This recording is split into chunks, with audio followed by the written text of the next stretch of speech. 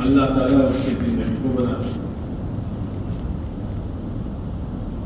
یہ دنیا کی زندگی فانی ہے اور بہت تھوڑی ہے، لیکن مرنے کے بعد جو زندگی آنے والی ہے وہ ہمیشہ ہمیش کی زندگی ہے. اس کا کوئی کنارہ نہیں ہے.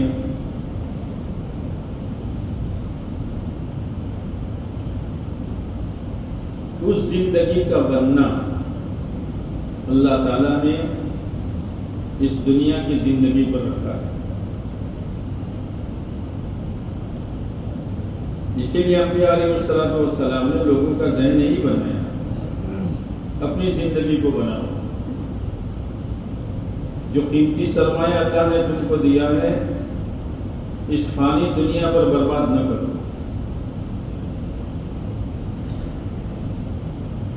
اللہ تعالیٰ نے اس دنیا کو پیدا کیا. حدیث پاک میں آتا ہے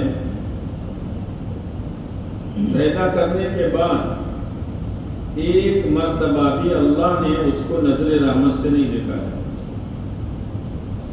پیدا کر دیا.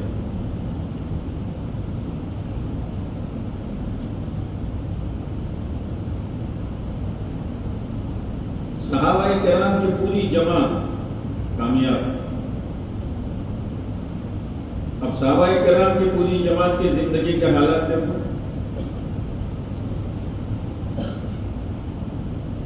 ہر ایک کے پاس زمین و جائیداد نہیں تھی، ہر ایک کے پاس مال و دولت نہیں تھی.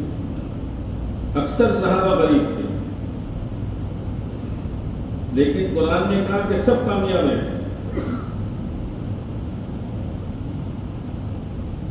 اور ایسے کامیاب ہوئے کہ آپ علیہ السلام نے ان کی کامیابی پر دستخط کر دیے. جیسے کاغذ پر پیپر پر دستخط کب کیے جاتے ہیں؟ جب پورا مضمون لکھ دیا جاتا ہے، پھر اس کے بعد سگنیچر ہوتے ہیں. آپ علیہ السلام نے صحابہ کرام پر محنت کر کے سر کے بالوں سے لے کر پیر کے ناخن تک ان کی زندگی میں دین کو داخل کیا. پھر انہوں نے اپنے آپ کو دین پر چلایا. موقع دیکھ کر، حالات دیکھ کر یہ نہیں. اسی لیے صحابہ کرام فرماتے ہیں ہم نے اللہ کے نبی علیہ السلام کے ہاتھ پر بیعت کی. مختلف موقعوں پر بیعتیں ہوئی ہیں. بیعت کی، کس پر بیعت کی؟ علی السمع والطاعہ. سنیں گے اور مانیں گے.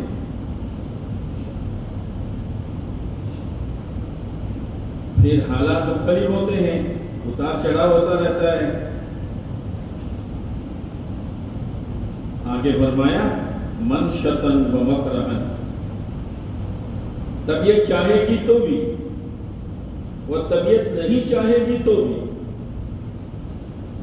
حضرت جی رحمۃ اللہ علیہ مولانا انعام الحسن صاحب فرمایا کرتے تھے بعض دفعہ طبیعت بہت کھلی ہوئی ہوتی ہے دین کے کام میں، دین کے اعمال میں بہت کھلی ہوئی ہوتی ہے، اور بعض دفعہ طبیعت پر قبضہ آ جاتا ہے، طبیعت بندھ جاتی ہے. حضرت فرمایا کرتے تھے جب طبیعت پر قبضہ ہو اس وقت اگر کوئی اپنی طبیعت پر بوجھ ڈال کر اعمال دعوت اور اپنے معمولات کو پورا کرتا ہے تو وہ اللہ کے بہت قریب ہو جاتا ہے. اس لیے کہ صرف وہ اللہ ہی کے لیے ہوتا ہے. نفس کی اس میں کوئی گنجائش نہیں ہوتی، نفس تو نہیں چاہتا ہے. اسی لیے فرمایا منشطن و مکرہن. طبیعت چاہے تو بھی، طبیعت نہ چاہے تو بھی.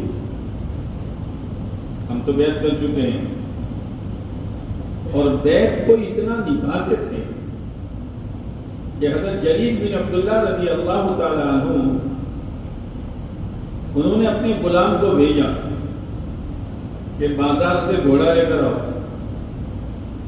خرید کر. غلام گیا, گھوڑا خرید کر لایا اور جس سے خریدا تھا اس کو بھی ساتھ میں لایا. کتنے میں خریدا؟ کہ 300 میں. حضرت جریر بن عبداللہ رضی اللہ تعالیٰ عنہ گھوڑے کی نسل سے واقف تھے. جیسے بعض لوگ ہوتے ہیں زمین کو دیکھ کر سمجھ جاتے اتنے کی ہے.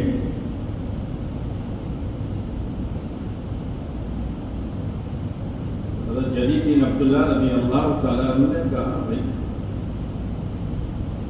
بیچنے والے سے کہا 500 دوں تجھے, لینے والا قیمت بڑھا رہا ہے, بیچنے والا نہیں.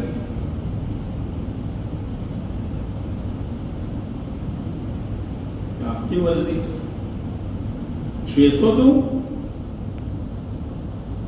ٹھیک ہے آپ چاہیں 700 دوں. دنیا میں ایسی مثالیں ملے گی.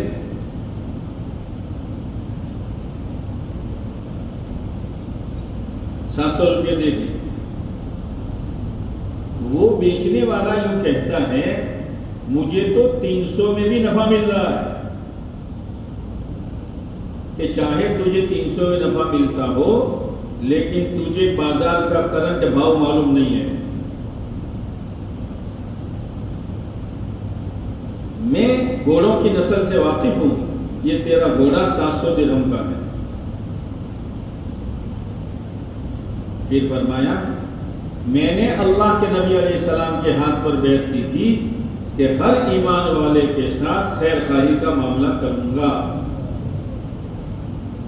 یعنی بیعت برکت کے لیے نہیں ہوتی تھی, بیعت برکت کے لیے نہیں ہوتی تھی, بیعت اپنے آپ کو ان اعمال پر جمانے کے لیے اور اپنی اصلاح و تربیت کے لیے ہوتی تھی.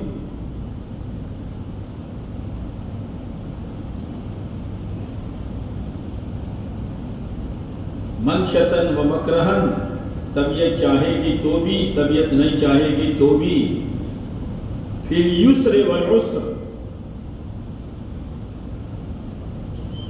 مالداری ہوگی تو بھی اور فقر ہوگا تو بھی. ہم تو سنیں گے اور مانیں گے, سنیں گے اور مانیں گے. اور ماننے کا اتنا جذبہ تھا کہ حضرت عبداللہ ابن ام مکتوم رضی اللہ تعالیٰ عنہ نابینا تھے. نابینا 2 طرح کے ہوتے ہیں. جیسے اپنے یہاں رمضان میں مسافر آتے ہیں نابینا, بعضے تو ایسے ہوتے ہیں کہ ایک مرتبہ ان کو بتا دو تو وہ ہر سال لکڑی وہاں رکھے گا جہاں ہر سال رکھتا ہے, ٹھیلا وہاں رکھے گا جہاں ہر سال رکھتا ہے, اور خود بیت الخلا جائے گا وضو خانے میں. اور بعض نابینا ایسے ہوتے ہیں کہ قدم قدم پر ان کی رہبری کرنی پڑتی ہے. اگر عبداللہ ابن ام مکتوم رضی اللہ تعالیٰ عنہ یہ دوسرے لائن کے نابینا تھے. وہ آئے, کہا اللہ کے نبی علیہ السلام میرا گھر دور ہے, مسجد نبی میرے گھر سے دور ہے, میرا گھر بھی دور ہے, میں نابینا ہوں, ہر وقت رہبر ملتا نہیں ہے, کیا میں گھر پر نماز پڑھ لوں؟ اس کو اٹھاؤ. آپ نے فرمایا پڑھ لو. بس وہ جواب سن کر جانے لگے. آپ نے فرمایا عبداللہ یہاں اذان سنتے ہو؟ کہ سنتا ہوں. پھر مسجد میں آؤ.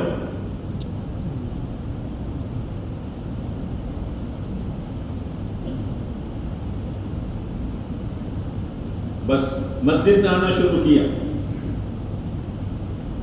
بات ختم ہو گئی. سنیں گے اور مانیں گے.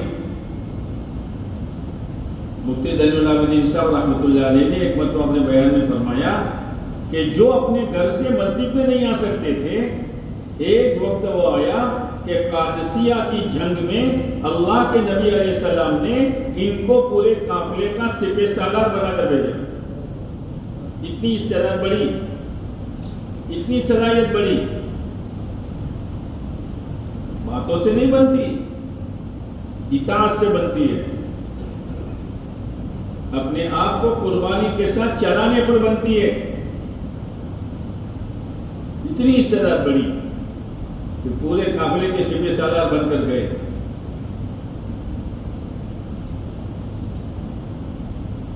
اس لیے طبیعت میں بخار ہوگا, کبھی طبیعت بیٹھ جائے گی تو ہم نہیں بیٹھیں گے. حضرت رحمت اللہ علیہ کے پاس کچھ لوگ آئے, حضرت دعا فرمائیے ہمارے یہاں کام بیٹھ گیا ہے. حضرت نے فرمایا کام کو کیوں بدنام کرتے ہو, یوں کہو ہم بیٹھ گئے ہیں.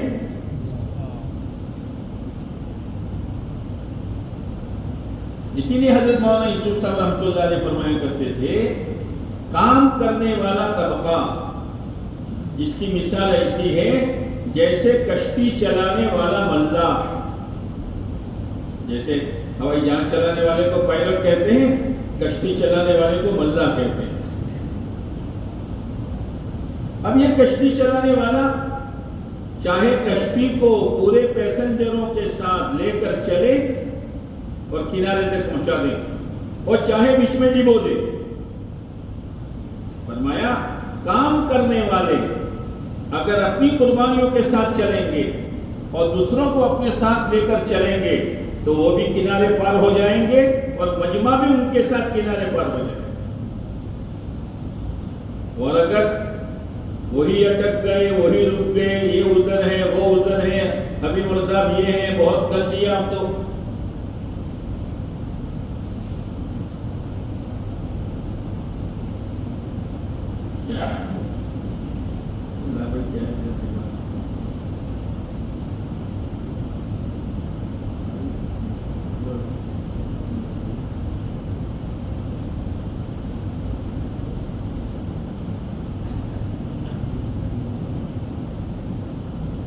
گاڑی نمبر GJ05CR2480 GJ05CR2480. یہ گاڑی جس کی بھی ہو ان سے درخواست ہے کہ وہاں سے ہٹا دیں.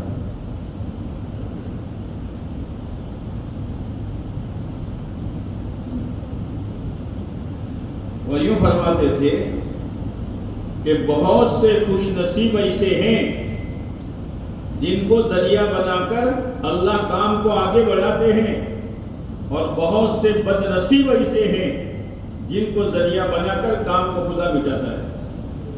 اللہ ہماری حفاظت فرمائے. یہ کام ہے, اس میں رکنا نہیں ہے. جیسے ہوائی جہاز رکتا نہیں ہے, ہوائی جہاز کو آپ کو رکا ہوا نہیں دیکھو گے, یا تو اوپر یا نیچے. اور ہوائی جہاز جب اوپر جاتا ہے تو ایک ایک چھوٹے چھوٹے بولٹ اور اسکرو کو لے کے جاتا ہے جو اس کے ساتھ جوڑے ہوئے ہیں. کام اوپر جائے گا تو کام کرنے والوں کو صفات کے ساتھ لے کر جائے گا. کام میں تاثیر ہے کہ اوپر لے جاتا ہے. یقین کے اعتبار سے, صفات کے اعتبار سے, اللہ کے تعلق کے اعتبار سے, قربانی کے اعتبار سے کام آگے.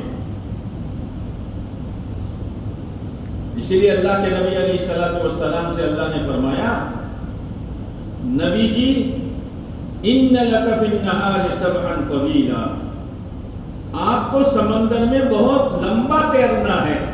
مکہ میں کون سا سمندر تھا؟ ارے مکہ میں سمندر ہے, مدینہ میں سمندر ہے. ان لک فی النہار سبحا طویلا, آپ کو بہت لمبا تیرنا ہے. اور تیرنے والا رکتا نہیں ہے, اس کے سامنے تو وہ کنارہ ہوتا ہے, تیرتے تیرتے تیرتے کنارے تک پہنچ جاتا ہے. اسی لیے آپ علیہ السلام پر ذمہ داری آئی تو آپ نے گویا اپنے عمل سے یہ بتایا کہ آج کے بعد اب راحت کے دن ختم ہو گئے. ذمہ داری ہے. راحت کے دن ختم. لہذا آپ علیہ السلام کی پوری سیرت دیکھو, قربانیوں سے بھری ہوئی ہے. لیکن جب آپ دنیا سے تشریف لے جا رہے ہیں, بیٹی فاطمہ رو رہی ہے, ہائے میرے ابا کی بے چینی, ہائے میرے ابا کی بے چینی. آپ نے فرمایا بیٹی رو مت, آج کے بعد تیرے ابا پر کوئی بے چینی نہیں ہوگی, یعنی کشتی کنارے لگ چکی ہے. سیرت جو ہے نا, سیرت یہ ہماری ہمت کو بڑھائے گی اور ہمیں آگے بڑھنے کا ہمارے اندر جذبہ پیدا کرے گی. ہم سیرت پڑھتے نہیں ہیں, نہ آپ علیہ السلام کی سیرت پڑھتے ہیں, نہ صحابہ کرام کی سیرت پڑھتے ہیں. اسی لیے حضرت مولانا الیاس صاحب رحمۃ اللہ علیہ نے ایک مرتبہ, وہ چند کام کرنے والے تھے, ان کو کہا بھائی پورے عالم کی نیت کرو.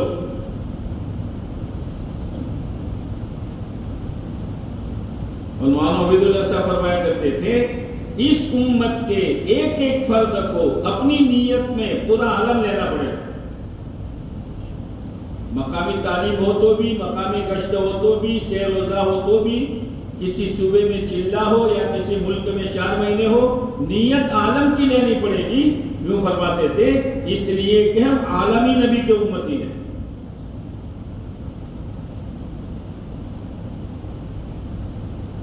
ایک مرتبہ مولانا الیاس صاحب رحمۃ اللہ علیہ کا سفر تھا, کسی جگہ پہنچے تو جمعہ کا دن تھا. مولانا یوسف صاحب رحمۃ اللہ علیہ ساتھ میں تھے, تو لوگوں نے درخواست کی حضرت یوسف سے کہو نماز اور خطبہ پڑھا دیں.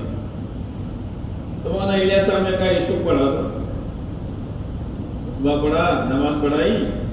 نماز کے بعد فارغ ہونے کے وقت الیاس صاحب نے مولانا یوسف صاحب کو بلایا, یوسف یہاں ہوتا, کس نیت سے خطبہ پڑھا تھا؟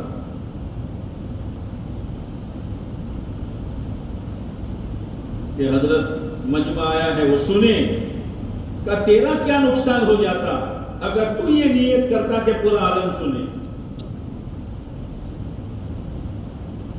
آدمی کام کرے گا اپنی بساط کے مطابق, لیکن نیت کرے گا بلند سے بلند. نیت کے بلند کرنے میں کوتاہی نہیں کرے گا, بلند سے بلند نیت کرے گا. اور اللہ تعالیٰ کو اپنے بندوں کے بلند عزائم بہت پسند ہے, بہت پسند ہے. جتنا آدمی حالات میں ہوتا ہے اس وقت بلند عزائم کرتا ہے, بس وہ کون کر سکتا ہے جس کی نظر صرف ایک اللہ پر ہو. اسی لیے اللہ تعالیٰ نے ہمارے لیے تو بہت آسان کر دیا ہے کہ حدیث پاک میں آتا ہے کہ اللہ تعالیٰ یوں کہتا ہے, میرا بندہ میرے ساتھ جیسا گمان کرے گا میں اس کے ساتھ ایسا معاملہ کروں گا. تو ہم پورے عالم کا گمان کیوں نہ کریں بھائی. مولانا عمر صاحب رحمۃ اللہ علیہ فرمایا کرتے تھے کہ نیت کرو پورے عالم میں جائیں گے, اور اگر اللہ نے آسان کر دیا تو چاند پر بھی جائیں گے. بولو نہیں یہ ہمارے بڑے تھے. مولانا عمر صاحب اکثر فرماتے تھے گھبراؤ مت, کرنے والی ذات, یا اللہ اللہ کرتے ہو منہ بھر کے بولو اللہ کا نام, کرنے والی ذات. یوں فرماتے تھے ہم کسی چیز کو ان ہونا نہ سمجھیں, یعنی یہ نہ سمجھے کہ نہیں ہوگا, میں کیسے جا سکتا ہوں مول صاحب, میں کیسے جا سکتا ہوں. یہ نہیں ہے. ان ہونا کو اس وقت سمجھتے جبکہ کرنے والے ہم ہیں, کرنے والی ذات صرف ایک. مولانا روم علیہ الرحمٰن نے مثنوی شریف لکھی ہے, فرضی مثالیں لکھی ہے سمجھانے کے لیے, لیکن عجیب و غریب تربیت کی باتیں ہیں اس میں. اس میں ایک واقعہ لکھا ہے کہ ایک چیونٹی جانتے ہو, بولتے نہیں, چیونٹی, اس کے دل میں داغیہ پیدا ہوا کہ بیت اللہ جانا ہے.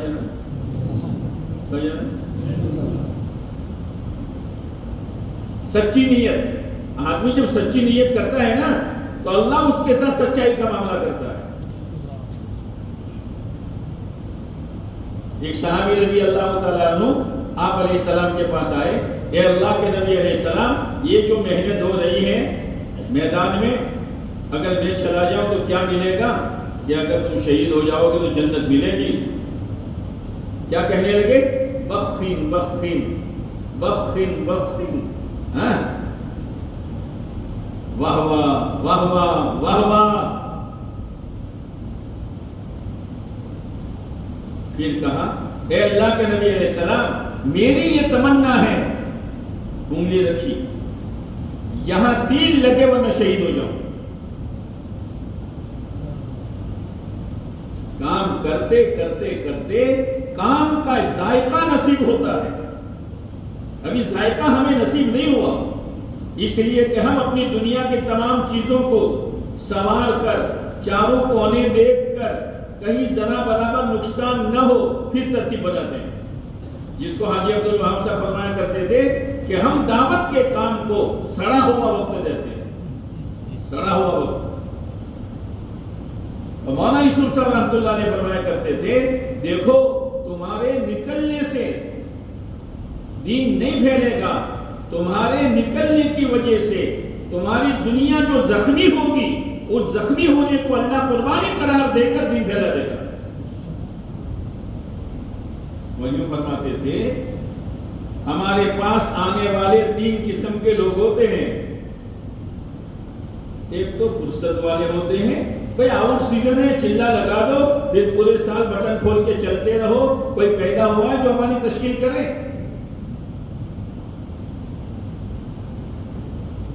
اور بعض لوگ حالات والے آتے ہیں، بیٹا کہیں تیرا رشتہ نہیں ہوتا، جماعت میں چلا جا، کہیں جاب نہیں ملتی، جماعت میں چلا جا، بیٹا کاروبار جمتا نہیں ہے، جماعت میں چلا جا۔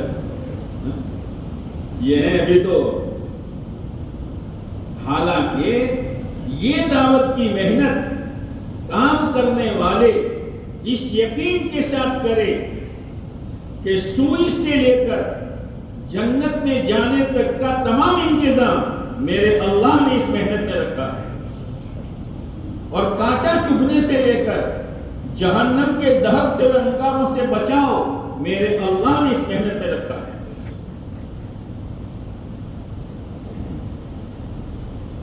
فرمایا حالات والے آتے ہیں، یہ تو ایسا ہوا کسی کو نظر لگ گئی یا کسی کو جین لگ گیا تو گلے میں تعویذ ڈال دیتا ہے، اور جب جن چلا گیا تو تعویذ خوشی بھی ہوتا ہے۔ کام بن گیا، اب کیا 3 دن، کیا گشت، کیا سے روزہ، کیا مسجد وار جماعت۔ فرماتے تھے ان دونوں سے تو اللہ کام لے گا نہیں۔ جو مشغول ہوتے ہیں اور اپنی دنیا میں سے وقت فارغ کر کے آتے ہیں، اللہ ان سے کام لے گا۔ کام کرنے والا تقاضا دیکھے گا، فرصت نہیں، حالات نہیں۔ تو مولانا الیاس صاحب رحمۃ اللہ علیہ نے وہ چند لوگ تھے، ان سے کہا بھائی عالم کی نیت کرو کہ عالم میں جانا ہے۔ تو ایک دوسرے کی طرف دیکھنے لگے اور پھر کہنے لگے حضرت ہمارے پاس پیسے بھی نہیں ہیں اور ہمارے پاس آدمی بھی نہیں ہے۔ جیسے بیرون کی تشکیل ہوتی ہے نا، تو آدمی اپنے حالات دیکھتا ہے اور پیسے دیکھتا ہے، یہ نہیں ہے بنیاد، یہ کچے دھاگے ہیں، یہ نہیں ہے بنیاد، یہ نہیں ہے بنیاد، اللہ کی ذات پر بھروسہ ہے۔ مہیلا صاحب نے فرمایا کیا کہا تم نے؟ پیسے بھی نہیں ہیں اور آدمی بھی نہیں ہے۔ پیسے اور آدمی کی بنیاد پر تو یہود اور نصارہ بھی اپنا پروگرام بناتے ہیں۔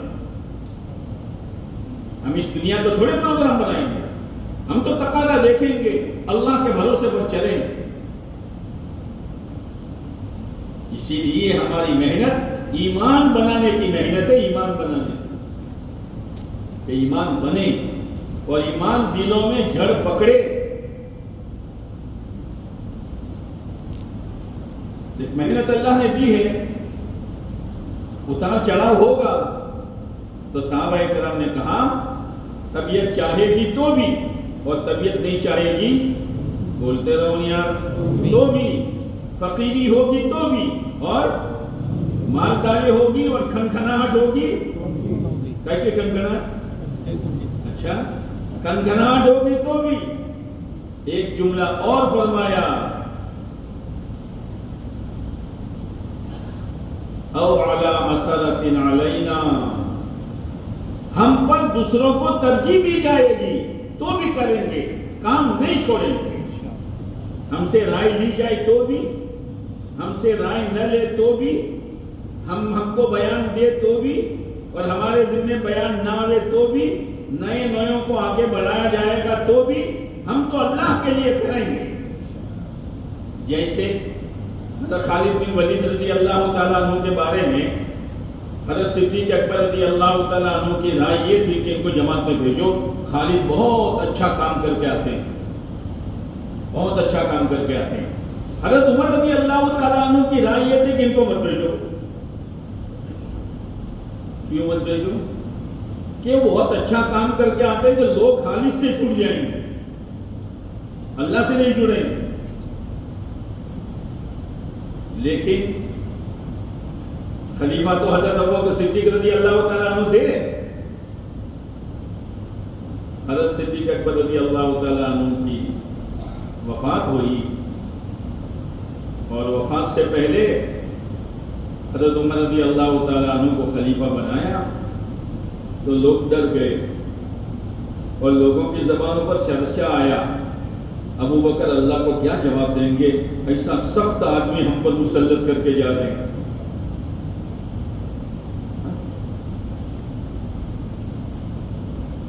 تو صدیق اکبر رضی اللہ تعالیٰ عنہ کو پتا چلا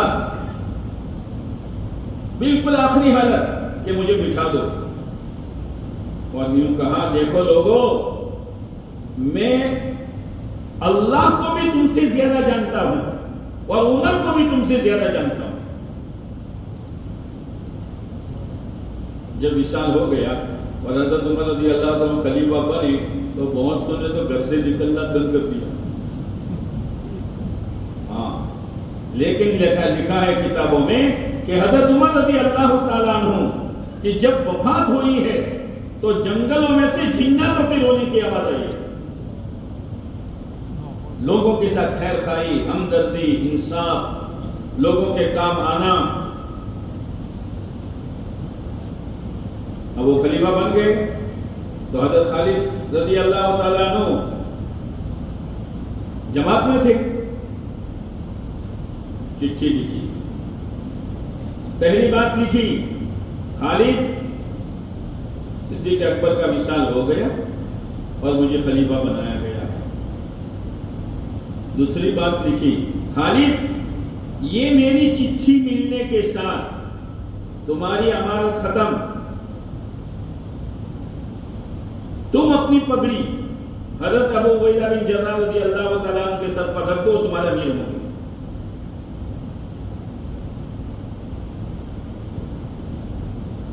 حضرت خالد بن ولید رضی اللہ تعالیٰ عنہ نے پہلی بات کا اعلان کر دیا، اس لیے کہ اس میں کوئی فتنہ نہیں تھا۔ دوسری بات کا اعلان نہیں کیا، ورنہ کچھ لوگ پہلے امیر صاحب کے ساتھ اور کچھ لوگ دوسرے امیر صاحب کے ساتھ، امت میں فتنہ ہو جاتا۔ سیدھے حضرت ابو عبیدہ بن جراح رضی اللہ تعالیٰ عنہ کے پاس گئے، ابو عبیدہ یہ پکڑی دو، خلیفہ کا حکم آیا، ارے خالد میں تمہارا جیسا کام کیسے کروں گا، کہ کام وہی کروں گا جو پہلے کرتا تھا، اس لیے کہ پہلے بھی اللہ کے لیے کرتا تھا اور اب بھی اللہ ہی کے لیے کروں گا۔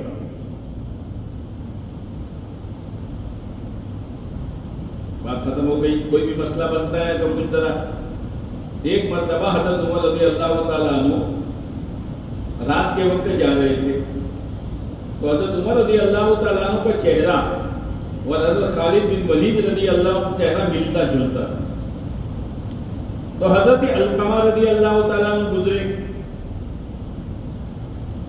تو حضرت علقمہ سمجھے خالد جا رہے، تو انہوں نے کہا بھائی خالد، تو حضرت عمر سمجھے کوئی بات کہہ گئے، تو خالد بن کے بولے، بولو بھائی، سنا تم کو امارت سے ہٹا دیا اور حضرت ابو عبیدہ بن جراح کو بنا لیا. ہاں بھائی ایسا کیا, اب تم کہو کیا کرنا ہے, تم بتاؤ کیا کرنا ہے. واہ رے واہ. حضرت علقمہ رضی اللہ تعالیٰ عنہ نے کہا کچھ بھی نہیں کرنا, فیصلہ خلیفے کا ہے, اسی پر چلنا. بات آئی گئی ہو گئی, بات آئی گئی ہو گئی. صبح حضرت عمر رضی اللہ تعالیٰ عنہ نے حضرت علقمہ اور حضرت خالد بن ولید رضی اللہ تعالیٰ عنہ کو بلایا اور حضرت خالد بن ولید سے پوچھا, خالد تمہاری اور علقمہ کی رات کیا بات ہوئی؟ حضرت خالد کے تو فرشتے بھی نہیں جانتے, کیا بات ہوئی؟ حضرت کچھ بات نہیں. بھائی کیا بات ہوئی؟ تو پھر حضرت علقمہ بولے, خالد اللہ سے ڈر, عمر سے مت ڈر. رات کو تیری میری بات نہیں ہوئی؟ کہاں تیری میری بات ہوئی یار, تھوڑی دیر دے ہوئی. پھر حضرت عمر بولے, علقمہ وہ خالد نہیں تھے, وہ میں تھا. عمر گئے. لیکن کیا کہا, گھبراؤ مت, رات کے اندھیرے میں بھی تم نے جوڑ کی بات کی ہے, توڑ کی بات نہیں کی ہے.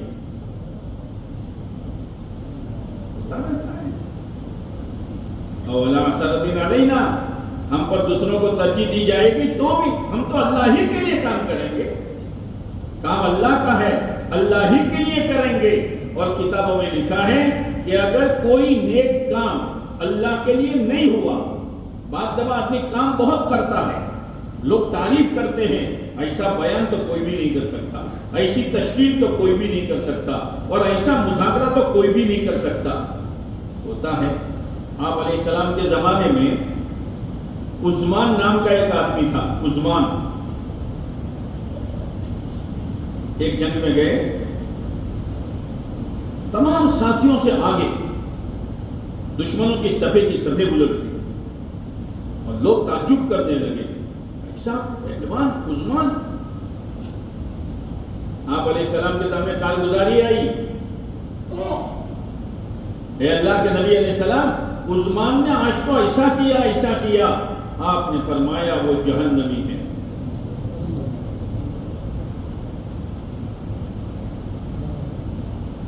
لوگوں کو تعجب ہوا.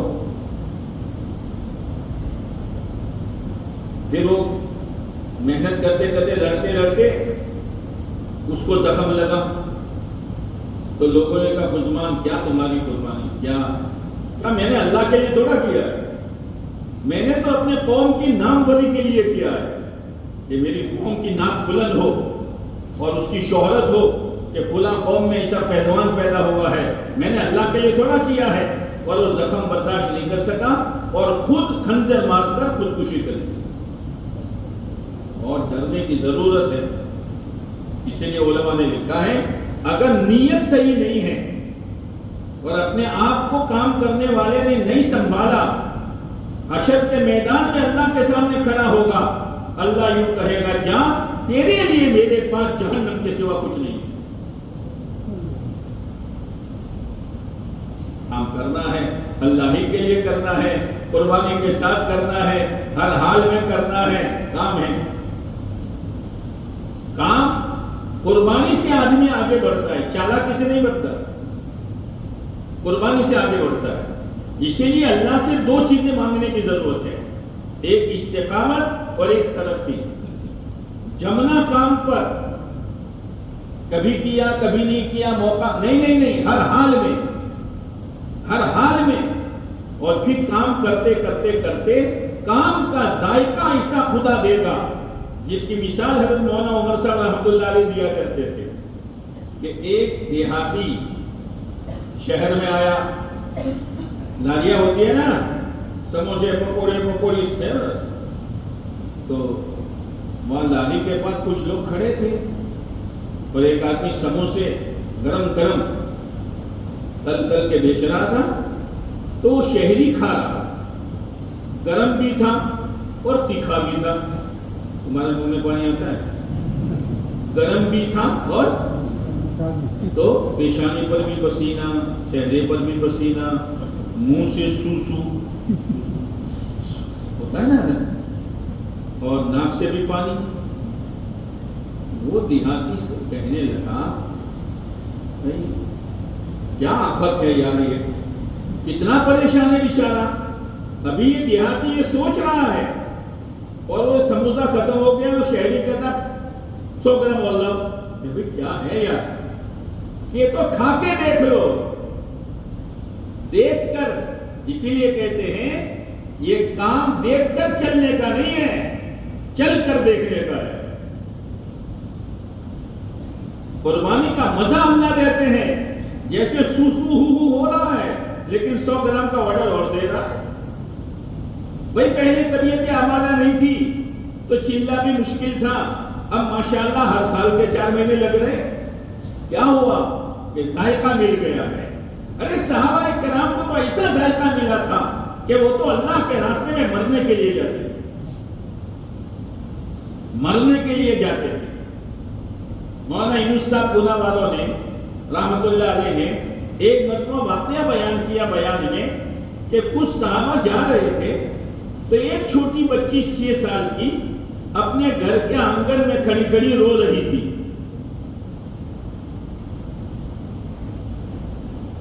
کھڑے ہو کے بیٹی کیوں روتی ہو؟ کہ ابا کا گھر پر انتقال ہو گیا. تو تسلی دینے لگے کہ ابھی انتقال نہیں ہوا، وہ تو کئی سال گزر گئے. پھر روتی کیوں ہو؟ کہ اس پر روتی ہوں کہ میرے ابا کی موت اللہ کے راستے میں کیوں نہیں آئی. گھر پر اور خالد بن ولید رضی اللہ تعالیٰ عنہ انتقال کے موقع پر رو رہے. لوگ آئے کہ خالد اتنے بڑے سپہ سالار اور موت کے ڈر سے روتے ہو؟ کہ موت کے ڈر سے نہیں روتا ہوں. ہر معرکہ میں گیا، ہر غزوے میں گیا اور اس نیت کے ساتھ گیا کہ شہید ہو جانا ہے، لیکن ہائے مجھے شہادت نصیب نہیں ہوئی. آج بوڑھی عورتوں کی طرح گھر پر مر رہا ہوں، اس پر رو رہا ہوں. ذائقہ تھا، خنجر لگا. اور یوں کہتے ہیں فزت ورب الکعبہ. یہ فضائل جو ہے نا، فضائل حکایت صحابہ، یہ برکت کے لیے نہیں ہے، وہ جذبہ پیدا کرنے کے لیے ہے کہ صحابہ کرام نے کیسے کام کیا. صحابہ کرام کے عورتوں کے ولولے کیا تھے، صحابہ کرام کے بچوں کے جذبات کیا تھے کہ جب تشکیل ہوتی تھی تو بچے پنجوں کے بل کھڑے ہو جاتے تھے. حالانکہ ان کو معلوم ہے کہ ابا گئے واپس نہیں آئے، بھائی گئے واپس نہیں آئے. جانتے تھے کہ یہ چلے 4 مہینہ لگا کر واپس آنے کا کام نہیں ہے، یہ تو اللہ کے نام پر جان دینے کا مسئلہ ہے. پھر بھی پنجوں کے بل کھڑے ہو جاتے. کیا چیز تھی، کیا چیز تھی. عورت ہے حضرت خنسا رضی اللہ تعالیٰ عنہ، 4 جوان بیٹے شہید ہو رہے ہیں.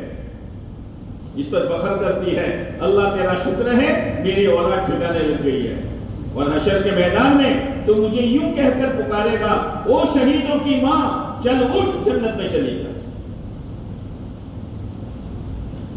کرتے کرتے کرتے ذائقہ بنتا ہے، اور ایسا ذائقہ کہ چین نہیں پڑتی ہے. ارے یہ جو گڑکے پھڑکے کھاتے ہیں نا، سمجھتے ہو؟ اچھا کیوں کھاتے ہو؟ پتہ نہیں کیا کیا نام ہے اس کا، بدھا یہ کھاتے ہیں. اب ایسی پہلے دن کھایا تھا تو گھمیر آئی تھی، ہے نا. جنہوں نے پہلے 4 مہینے لگائے تھے تو گھمیر آئی تھی، یار میں نہ کہتا تھا میں نہیں جا سکوں گا. اب ایک طرف بیوی ناراض ہے، ایک طرف دھندا کوئی نہیں، وہ چھوٹے بچے ہیں. یار گھمیر آئی تھی، آسمان نیچے زمین اوپر. لیکن کھاتے کھاتے ایسا ذائقہ بنا. ہمارے ایک استاد تھے، نام نہیں لوں گا، وہ چھاپی پڑھاتے تھے. وہ دیسی تمباکو، وہ ڈبی اور چنا. اب اللہ کا کرنا کہ ڈبی میں تمباکو بھی نہیں اور ڈبی میں چنا بھی نہیں، اور آپ کو آنکھ کھلی. اب کیا کریں، 12-1 بج گئے. تو اس مدرسے میں بورنگ خراب ہوئی تھی تو وہ کام کر رہے تھے.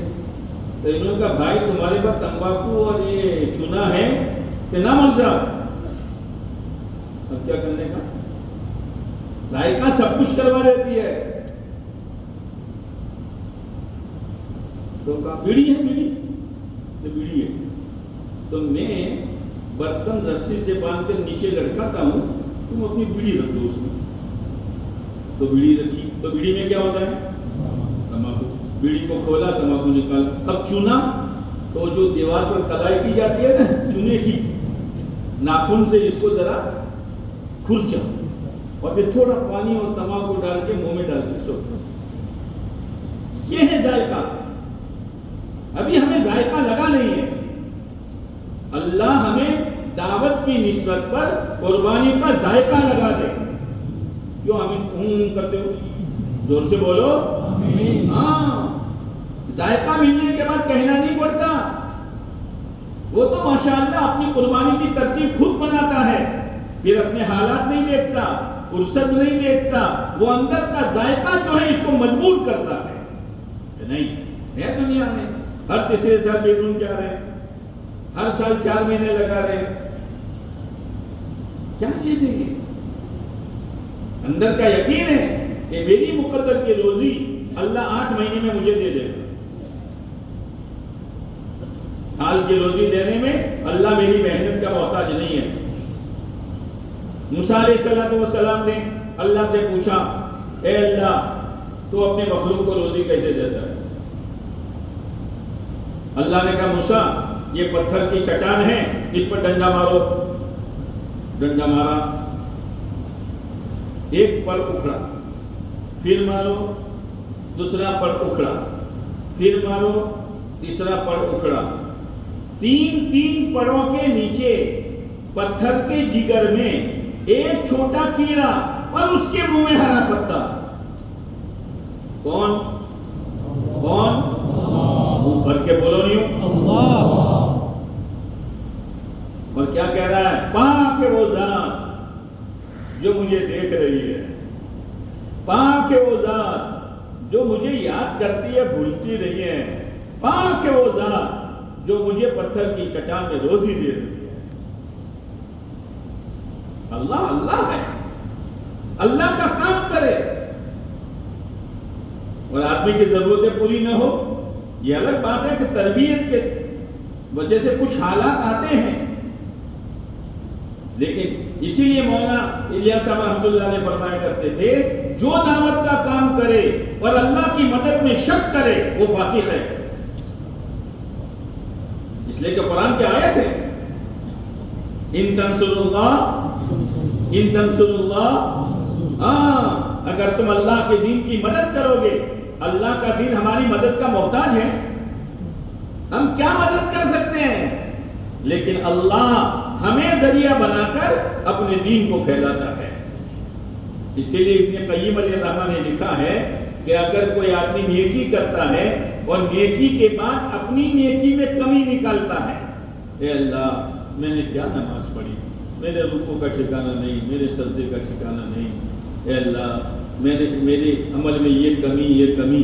اللہ کہتا ہے نہیں میرے بندے، تو نے نیک عمل کیا ہے، تو نے نیک عمل کیا ہے. اور اگر کوئی اپنی نیکی کو اچھا سمجھتا ہے اور فخر کرتا ہے تو اللہ اس میں عیب نکلتا ہے. تو نے کیا کیا؟ توفیق تو میں نے دی تھی. تو نے کیا کیا؟ میری دی ہوئی زبان سے میرا نام لیا نا، میرے دیے دیے ہاتھ پیر سے تو نے کام کیا. تو نے کیا کیا؟ اسی لیے مولانا الیاس صاحب رحمۃ اللہ علیہ فرمایا کرتے تھے، کام کو شوق سے کریں گے اور کام کی انتہا میں استغفار کریں گے. اسی لیے یہ آیت پڑھتے تھے کہ جب اللہ کے نبی علیہ السلام کا کام پورا ہو گیا تو سورہ نصر نازل ہوئی. سورہ نصر اذا جاء نصر اللہ والفتح. تو صدیق اکبر رضی اللہ تعالیٰ رو رہے ہیں. صحابہ کرام کہنے لگے بڑے میاں کو کیا ہو گیا؟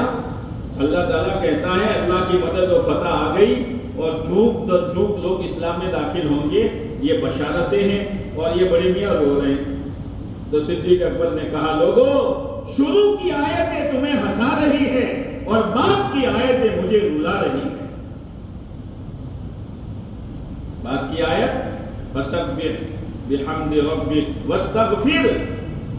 نبی جی جتنا ہوا اس پر اللہ کی تسبیح بیان کیجیے، اللہ کا شکر ادا کیجیے. آج تک اللہ نے ہم لوگوں سے جو بھی کام لیا مقامی کام لیا، اندر کے 4 مہینے چلے کا کام لیا، بیرون کا کام لیا، اس پر ہم اللہ کا شکر کریں. کہو الحمدللہ. الحمدللہ میں کرنٹ نہیں ہے، زور سے بولو.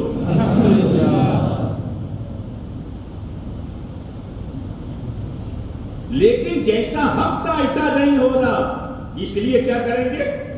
استغفار کریں گے. صدیق اکبر رضی اللہ تعالیٰ عنہ نے آپ علیہ السلام سے عرض کیا، اے اللہ کے نبی علیہ السلام، مجھے کوئی دعا بتا دیجئے میں نماز کے اخیر میں پڑھا کروں. آپ نے فرمایا کہو اللہم انی ظلمت نفسی ظلما کثیرا الی آخرہ. اب سوچئے آپ، پیارے نبی علیہ السلام کے بعد مقام کس کا؟ بولو نا.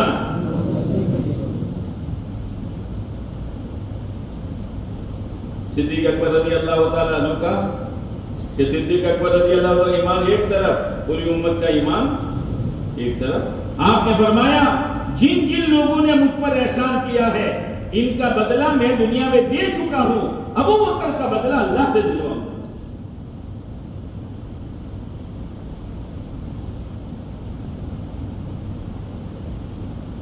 آپ علیہ السلام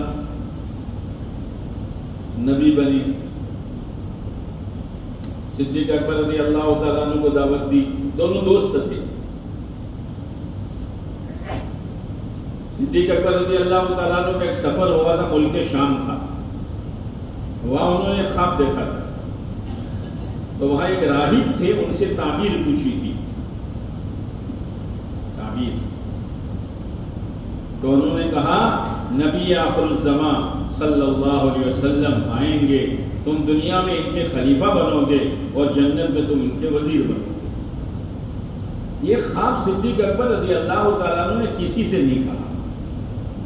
جب آپ علیہ السلام نبی بنے اور صدیق اکبر رضی اللہ تعالیٰ عنہ کو دعوت دی تو صدیق اکبر نے کہا اے اللہ کے نبی، میں آپ پر ایمان لاؤں لیکن آپ کی نبوت کی دلیل کیا ہے؟ آپ نے فرمایا ابو بکر، میری نبوت کی دلیل تیرے ملک شام کا خواب ہے.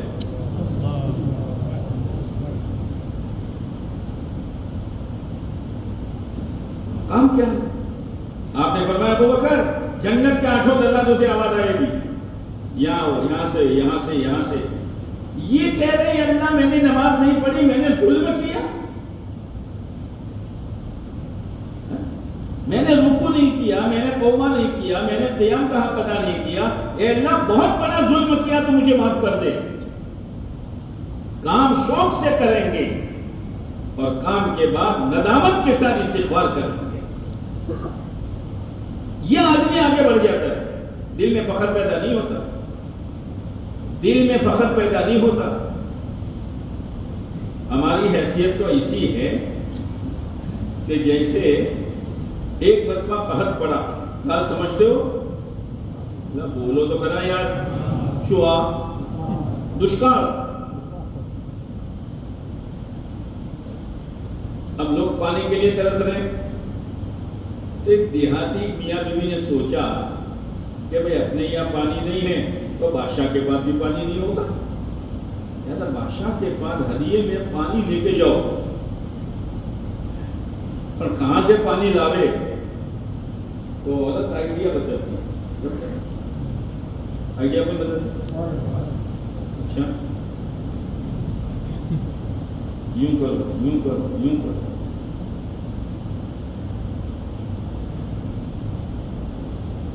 تو کہا کہ اپنے مکان کے سامنے جو گھڑا ہے، پانی ہے، کیچڑ ہے، تو ایک کام کرو، میں اوڑھنی ڈالتی ہوں تو اوڑھنی آج کی طرح مچھردانی کی طرح اوڑھنی تو تھی نہیں کہ اوڑھو نہ اوڑھو سب برابر ہے نا، سب بال نظر آ رہے ہیں. اور اب تو اوڑھنی سر سے نکل کے گلے میں آ گئی.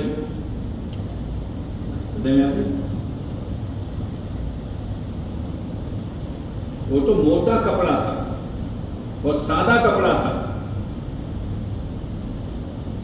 کہ ٹھیک ہے اس کو میں ڈالوں گی، وہ اوڑھنی پانی چوسے گی، پھر اپنے نچوڑ لیں گے ایک مٹکے میں، یوں کر کے مٹکا بھر دیں گے اور بادشاہ کے سامنے پیش کریں گے. مٹکا لے کے دونوں چلے، پیدل چلے اور بہت دنوں کے بعد پہنچے. ایک تو پانی گندا اور پھر اوپر سے منہ بندھا ہوا اور کئی دنوں کے بعد لے کر پہنچا.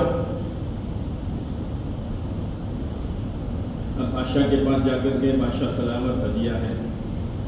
تو بڑے لوگ تو بڑے دل کے ہوتے ہیں. کہا بھائی غلام سے کہا کھولو اس کو. کھولا تو پورے دربار میں بدبو.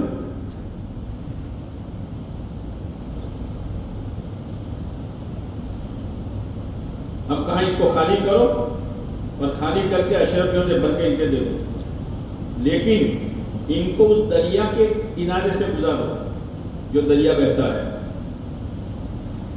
جب گزارا تو ان کو پسینہ، ہم کیا لے کر گئے تھے؟ یا تو دریا بہ رہا ہے پانی کا، بادشاہ نے ہماری گردن نہیں ماری اس کا احسان ہے. ارے میرے بھائیوں، ہمارا گشت، ہماری تعلیم، ہمارے 4 مہینے، ہمارا اندرون بیرون، یہ تو عیسائیوں جیسے اوڑھنے کا پانی ہے. خدا کے دربار میں تو نیک اور مخلصین اور صحابہ کرام اور اولیاء اور اتقیاء کی قربانیوں کا پاک پانی کا سمندر دے رہا ہے. کرم ہے اس کا کہ ہمارے کشتوں پر پکڑ نہیں کرتا. کرم ہے اس کا کہ ہماری نمازوں پر پکڑ نہیں کرتا. کرم ہے اس کا کہ بار بار بلا رہا ہے اور ہر ہفتے کشت کرنے کی توفیق دے رہا ہے اور ہر سال اللہ کے راستے میں نکلنے کی توفیق دے رہا ہے. مہربانی ہے اس کی. ہماری تو یہ حیثیت ہے. پھر اللہ کے نبی علیہ السلام کی جو حدیث میں نے بیان کی، کیا رہبری فرمائی ہے، کیا رہبری فرمائی ہے. آپ نے فرمایا بادروا بالاعمال 7.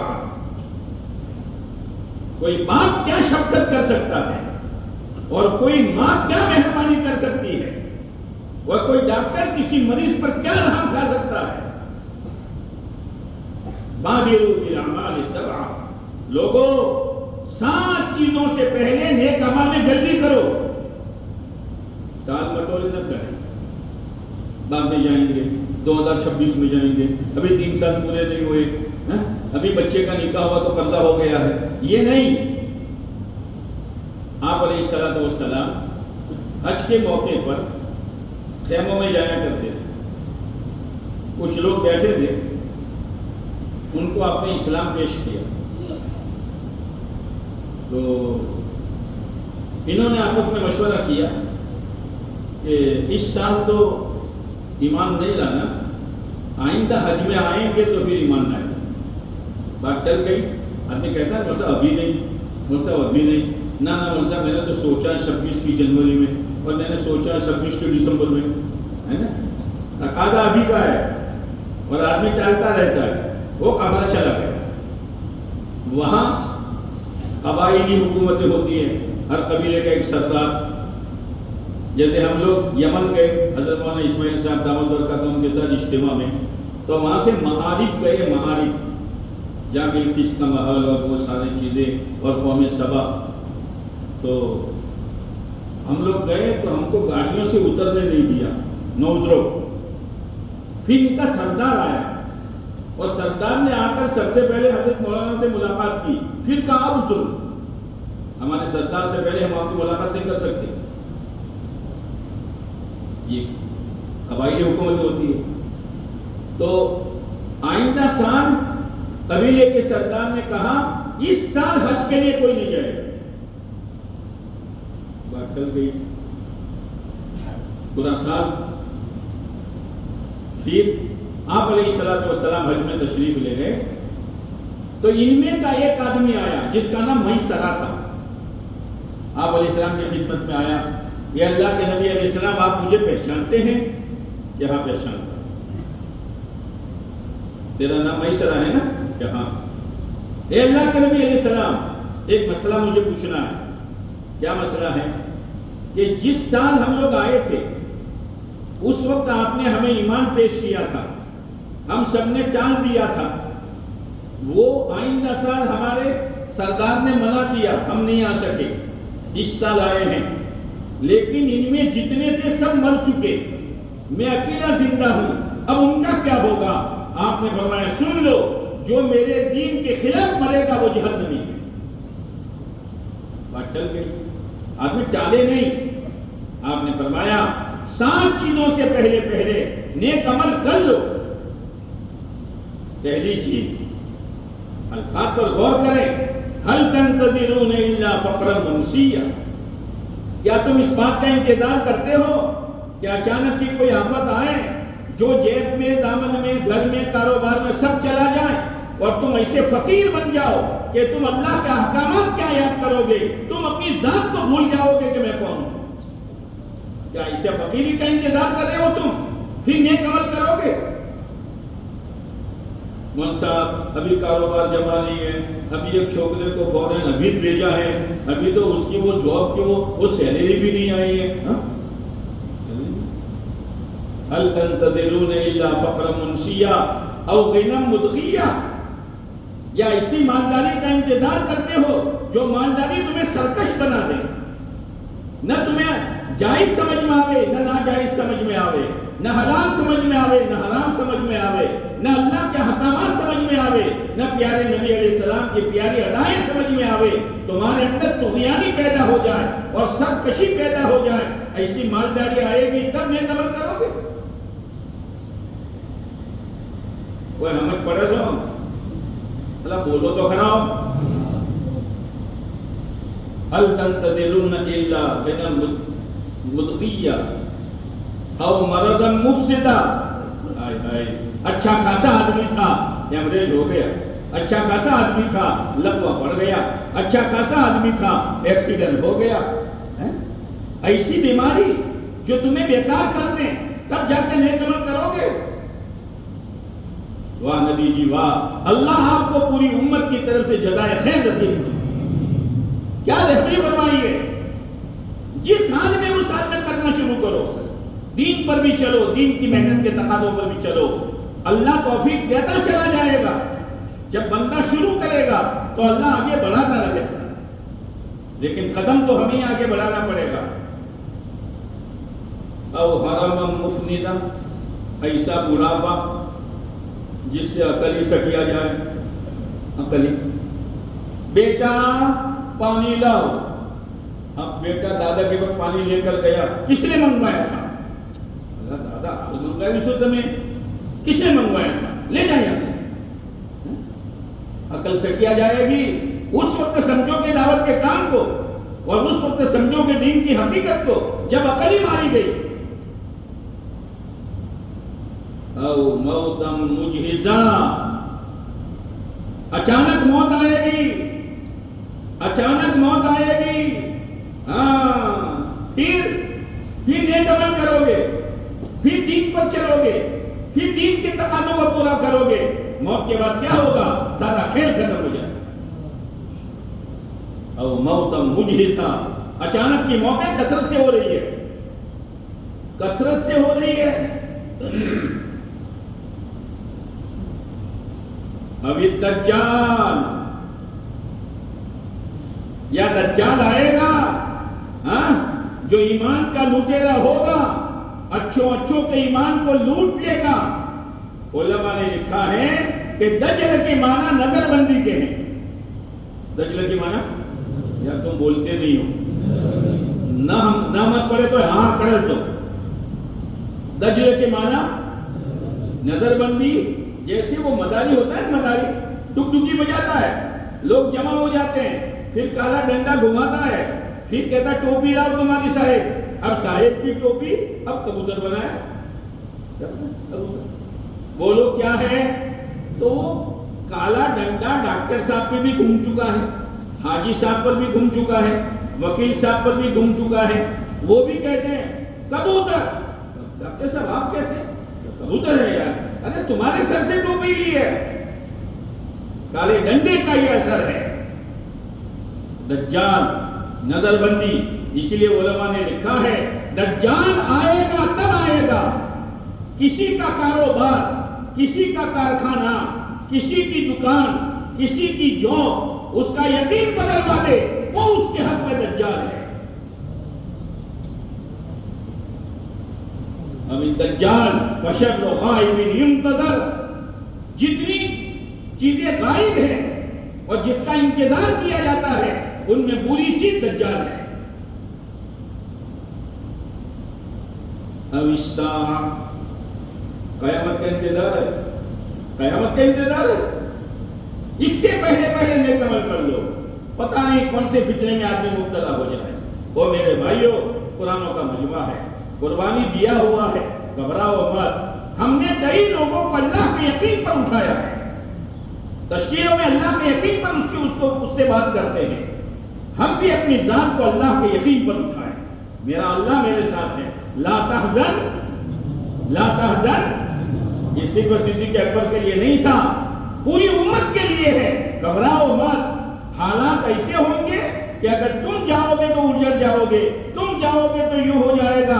صدیق اکبر رضی اللہ تعالیٰ نے کہا, اے اللہ کے نبی علیہ السلام, یہ غار کے منہ تک آ چکے ہیں, ان کے پیر نظر آتے ہیں. آپ نے فرمایا, صدیق غم نہ کرو, اللہ ہمارے ساتھ ہے, ہمارے ساتھ اللہ ہے.